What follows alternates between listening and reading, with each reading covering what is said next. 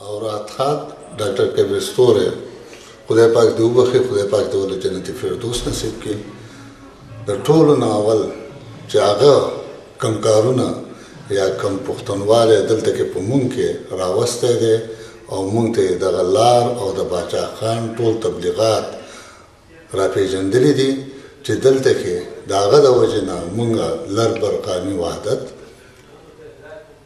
د لر بر پښتونوالی یووالی او د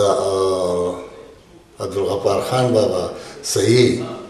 ټول نشریات لوستلي دي او کومې ښوونې چې ښودلي دي هغه نه هېرېدونکي دي. بل ډاکټر صاحب چې و زما په نظر باندې د هغه امره پاک، د هغه امره مینه ناک، د ماشومانانو سره ماشوم، د لویو سره لوی، د سیاستدانانو سره سیاستدان، د شاعرانو سره شاعر، او په کور کې دا هیڅ کلې معنی ده ګڼودې چې دا د زما د ماما غونته کې درجه ونه لري او زما د ماما ولې په حقیقت نه وي. د ډاکټر صاحب زما ډېرې زده کړې کړلې، د ډاکټر صاحب زما خبرو طریقې زده کړلې، د ډاکټر صاحب نه چې د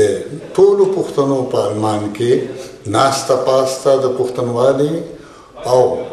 یووالی د پښتونوالي او مینه زده کړې ده. دا نه هېرېدونکی